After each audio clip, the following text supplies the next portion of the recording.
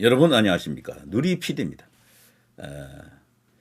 논평은 하다 보면요. 시간이 조금 길어져요. 보통 한 20분 가까이 나옵니다. 20분 넘는 것도 있고요. 근데 뉴스 전달을 하는 것은 짧게 할 수 있거든요. 뭐 한 7분, 8분, 10분 이렇게.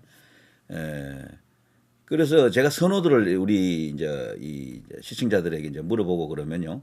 어떤 분들은 논평형으로 지금처럼 해달라고 하는 사람이 더 많긴 한데, 그러나 좀 짧게 이렇게 해달라는 사람들도 많이 있어요. 그래서 저도 고민하고 있는데 어쨌거나 평론을 하다 보면 짧게 하면 깊이가 없잖아요. 너무 뉴스는 뭐 전달하면 간단하게 할 수가 있는데, 자 아무튼 그건 계속해서 제가 실험을 해보고 있습니다. 자 민주당에서요 김문수를 견제하기 위해서 망언록이라는 걸 냈습니다. 망언록. 김문수의 망언.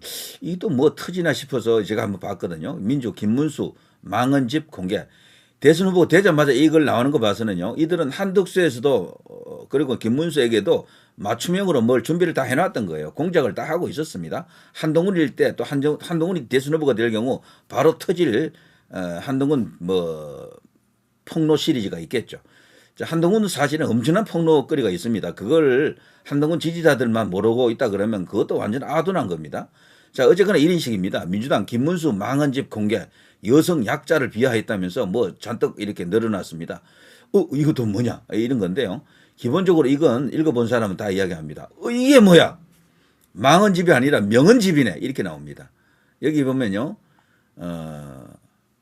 일단 제가 중요한 걸 몇 개 보니까 이렇습니다. 김무성은 앞으로 1000년 이상 박근혜의 저주를 받을 것이다. 이게 망언입니까? 그것도 김무성이 바로 옆에 있는 자리에서 했기 때문에요. 정말 대단한 용기죠. 김문수와 김무성은 서로 이제 친구 같은 그런 관계입니다. 국회의원도 같이 시작했고, 뭐 전체적으로 뭐 스펙도 비슷하고 이래서 말이죠. 과거 이제 민주화 운동도 같이 했고 등등등 해서 굉장히 이제 서로 신뢰하는 관계였죠. 과거에는.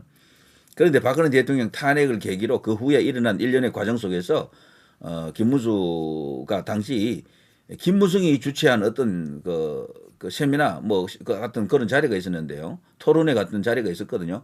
김무수가 그때 주빈이었어요. 그런데 김무성이 그 옆에 있는데 거기서 그냥 발언을 그렇게 한 겁니다. 당신은 말이지 앞으로 정치 못해. 박근혜의 저주가 1000년 간다. 이런 식으로. 이게 망언입니까? 이건 명언 아닙니까? 이런 게 있었고요. 여기에 국회 열린 토론 미래 대안찾기 토론회 2019년 8월 20일이죠. 이런 게 있었고요. 그리고 또 이런 게 있습니다.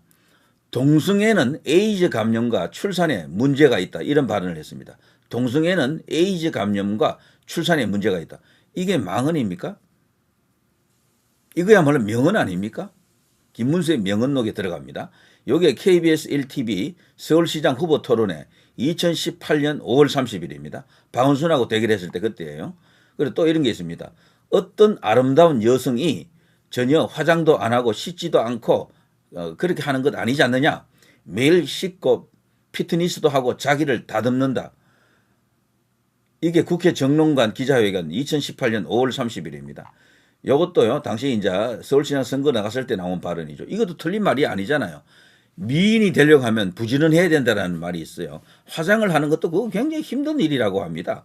아름다움을 위해서 하루 정도, 이렇게 보면요, 1시간 정도 이렇게 화장을 하는 경우가 많잖아요. 또 지우는데도 시간이 들고.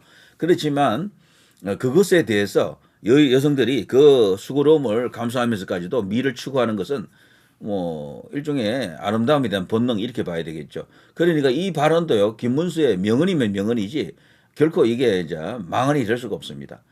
자, 박근혜 뇌물죄로 구속됐다. 분노하지 않는 국회의원은 자격이 없다. 이게 망언입니까? 이것 또한 엄청난 명언 아닙니까? 이게 국회 열린 토론 미래 대안찾기 토론회 2019년 8월 20일 김무성 천년의 저주 그 발언했을 때 나왔던 바로 그 이제 발언이죠. 탄핵이 우리 국민에게 무슨 유익함이 있겠나? 탄핵이 우리 국민에게 무슨 유익함이 있겠나? 여기에 이제 2024년 12월 6일 KBS 끝까지 판다 인터뷰에서 이런 말이 나왔습니다. 윤 대통령을 탄핵하려고 했던 그 분위기 속에서 이런 용감한 발언을 했던 거죠. 탄핵이 우리 국민에게 무슨 유익함이 있겠나? 이게 망언인가요? 자, 그리고 박근혜 탄핵은 잘못된 결정으로 역사적 재평가가 이뤄질 것이다. 박근혜 탄핵은 잘못된 것이다. 역사적 재평가가 이뤄질 것이다. 국회 고용노동부 장관 후보자 인사청문회 2024년 8월 26일. 이것도 명언이죠. 자, 애를 낳아서 키울 줄 알아야지 개를 안고 다니는 것이 어떻게 행복일 수 있겠냐. 자, 이것은 다소 위험한 발언이긴 하지만 이것도 명언에 해당되지 않습니까? 지금 우리나라가 말이죠. 저출산 때문에 큰 어떤 어려움을 겪고 있는데 그 가운데 하나 뭐 여러 가지 요인이 있습니다. 그 가운데 하나 결혼을 하려고 하는 어떤 그런 뭐 욕구 이런 것들이 많이 줄었다 그러죠. 사람하고 사는 것보다도 개하고 사는 게 좋다. 멍멍이하고 사는 게 좋다. 고양이하고 사는 게 좋다. 이렇게 나홀로 가정이 많습니다. 그래 이제 삶의 동반자로 그런 개와 고양이를 이렇게 선택하는 사람들이 많은 거죠. 그것을 비난했다라기보다는 이런 것들이 저출산의 한 원인이 된다라는 것을 이제 지적했다라고 볼 수 있겠죠. 애를 낳아서 키울 줄 알아야지 개를 안고 다니는 것이 어떻게 진정한 행복일 수 있겠나. 뭐 이런 이야기를 대구 청년 경청 콘서트에서 2023년 9월 21일 했습니다. 자, 젊은이들이 서로 사랑하지 않고 개만 사랑하고 결혼도 안 하고 애를 안 낳는다. 이런 발언도 했습니다. 이것도 같은 대구 청년 경청 콘서트에서요. 그래서 젊은이들을 상대로 뭐 개도 사랑해도 좋지만 일단 결혼을 해라. 그리고 아이를 낳아라. 이 이야기를 하는 겁니다. 명언 아닙니까? 계엄은 대통령 고유 권한. 이것도 망언록에 들어있다 그러네요. 계엄은 대통령 고유 권한.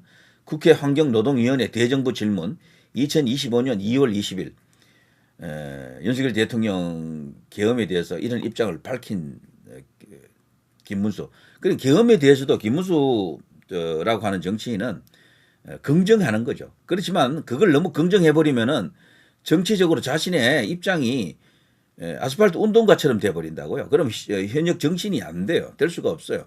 그 한계 속에서 고민하다가 요즘은 자기가 만일에 그 입장이 되었더라면 계엄을 말렸다.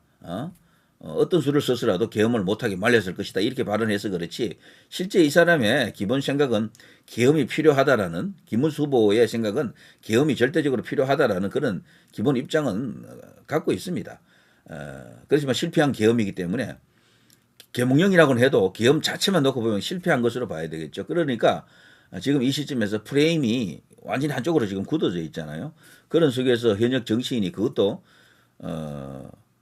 대선에 출마하려고 혹은 뭐 이렇게 꿈꾸고 있는 사람 입장에서는 여기에 대한 발언이 아스팔트 우파적 그런 발언을 하기가 어려운 겁니다. 이것도 명언이 되겠죠. 자, 아무튼요. 또 이런 것도 있습니다. 걸그룹을 가리켜 쭉쭉빵빵이라는 성적 비유를 썼다 그러는데 쭉쭉빵빵이 무슨 성적 비유가 되겠습니까? 그리고 일제 강점기에는 한국 국적이 일본이었다거나 정광훈 목사는 대한민국 자유민주주의를 수호하는 인물이다. 이런 게 이제 망언이라고 하는데 어떻게 보면 망언이 아니고 전부 명언입니다. 그리고 뼈를 때리는 팩트 폭격이죠. 김문수 같이 말이죠. 있는 그대로 들은 그대로 이 말하는 용감한 용기 있는 정치인도 우리 이제 한 명쯤 가져야 되지 않겠습니까? 그야말로 김문수니까 할 수 있는 이야기입니다. 역사라고 하는 것은요. 때로 우리에게는 부담되는 좀 보고 싶지 않는 그런 불편한 어떤 그런 진실도 있거든요. 그렇지만 역사는 역사입니다. 불편한 진실이지만 받아들일 건 받아들여야 되는 거죠. 일제 강점기 분명히 있었잖아요. 그때 우리나라 국적이 없었던 것 또한 사실 아닙니까? 그게 아무리 부끄러운 그리고 치욕의 역사라고 할지라도 그걸 받아들여야죠. 그 연장선에서 다시는 그런 일이 일어나지 않도록 자강에 힘쓰면서 나라를 발전시키는 그런 정치인, 그런 정치 세력이 직분을 할 수 있도록 도와야 되겠죠. 자, 이런 망언을 갖고요. 박관천 부단장이라고 하는 인간이 있는데요. 국민의힘은 김 후보의 대선 후보 자격을 취소해달라는 가처분 신청까지 냈습니다. 웃기고 있습니다. 이게 무슨 망언입니까? 한마디로 말했어요. 이거는 역사 왜곡, 뭐 여성 비하, 뭐 이런 걸로 이제 몰고 가려고 하는 것 같은데 진짜 명언집입니다. 김문수의 명언집. 이거는 하나같이 명언으로 볼 수밖에 없습니다. 댓글도 조금 보고 갈까요? 여기 댓글 보시면요. 전과 사범 이야기만 나오네. 이재명.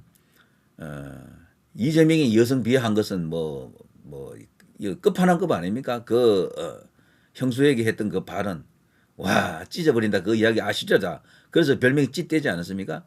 오히려 이재명만 박살나네. 찢어버린다는 똥개가 겨묻은 개 나무라고 있네. 이재명은 형수한테 쌍욕을 참 찰지게 하더만.